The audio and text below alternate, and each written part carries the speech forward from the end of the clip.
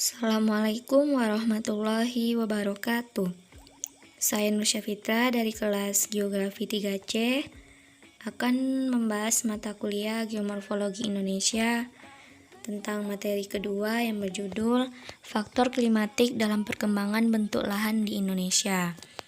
Di materi ini terdapat 6 bagian. Pada video kali ini saya hanya membahas 3 bagian saja. Oke, silakan ditonton. Bagian pertama yaitu kondisi klimatik dalam perspektif geomorfologikal. Kondisi klimatik merupakan kondisi cuaca yang terjadi secara terus-menerus sehingga menghasilkan sebuah pola keteraturan cuaca.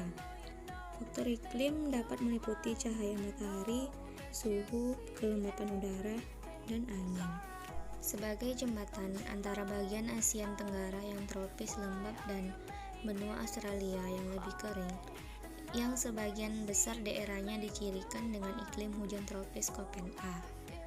Kondisi lebih dingin terjadi di pegunungan dan pada elevasi lebih kurang 1250 meter dengan suhu bulan dingin tetap di bawah 18 derajat Celcius dan iklim A memberikan peluang ke iklim temperatur sedang. Curah hujan bervariasi. Meskipun demikian, curah hujan dari tipe-tipe iklim tersebut umumnya berkurang dari barat ke timur. Sebagai contoh, curah hujan tercatat selalu lebih tinggi di sebagian besar wilayah Sumatera, Jawa Barat bagian selatan dan tengah, dan sisi selatan dari rangkaian pegunungan Tengah Irian Jaya. Curah hujan sedikit lebih rendah terjadi di Kalimantan, pantai utara Jawa Barat, dan sebagian Jawa Timur iklimnya lebih kering dan mempunyai tipe iklim AW. Menjadi zona transisi dengan Indonesia bagian tenggara. Durasi relief yang kompleks dari Kepulauan Indonesia dengan ketinggian lebih dari 5.000 meter menyebabkan naiknya massa udara lembab. Basin antar pegunungan yang sempit di bayangan hujan dan gunung api yang terisolir dapat menghasilkan pola distribusi hujan yang kompleks, termasuk iklim pegunungan yang dingin. Jalur daerah kering yang sempit terisolasi dapat terbentuk pada zona sesar di Sumatera dan Sulawesi. Bagian 2 yaitu mekanisme fluktuasi monsun dan geomorfologi. Fluktuasi monsun merupakan gejala tidak pastian atau naik turunnya angin. Monsun atau angin terbagi menjadi 2, yaitu monsun barat dan monsun timur. Angin sangat berpengaruh terhadap tekanan udara. Angin bergerak dari tempat bertekanan udara tinggi ke tekanan rendah. Di Indonesia, terjadi angin monsun timur di belahan bumi selatan dan angin monsun barat daya di belahan bumi utara. Oleh karena itu, tidak melewati lautan yang luas, maka angin tidak banyak mengandung uap air. Dan berpengaruh terhadap proses geomorfologi. Proses angin monsun merupakan gerakan massa udara yang terjadi karena adanya perbedaan tekanan udara yang mencolok antara daratan dan juga samudra. Angin monsun ini diperkirakan pertama kali digunakan untuk belayar atau melaut, yakni oleh pelaut Yunani yang melegenda yaitu Hippalus. Pada intinya, angin monsun ini dimanfaatkan untuk perdagangan. Lalu, sebenarnya bagaimana proses terjadinya angin monsun itu sendiri?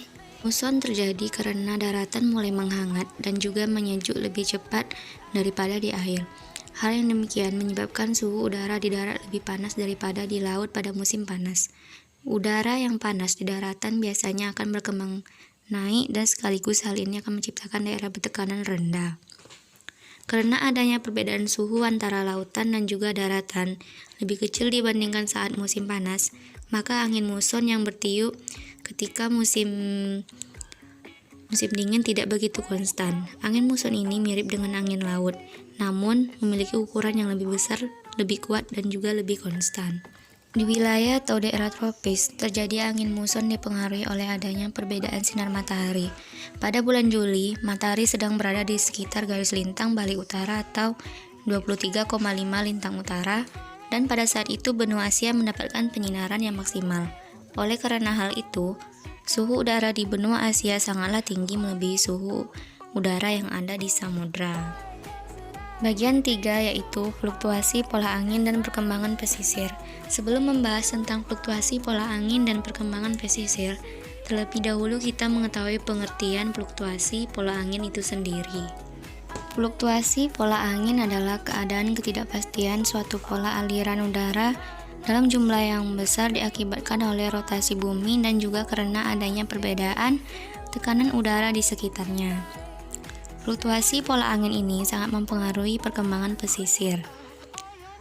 Fluktuasi monsun berpengaruh terhadap proses geomorfologi, demikian pula dengan fluktuasi pola angin yang mempengaruhi perkembangan pesisir. Periode hujan di atas rata-rata dapat mengakibatkan erosi percik, terutama jika hujan sangat deras yang akan mengakibatkan meningkatnya debit sungai dan muatan sedimen. Angin yang lebih besar dari rata di daerah pesisir juga akan menghasilkan singles serta pembentukan formasi igir benting sisi. Oke, hanya segini yang bisa saya sampaikan. 3 materi lagi akan dibahas di video selanjutnya.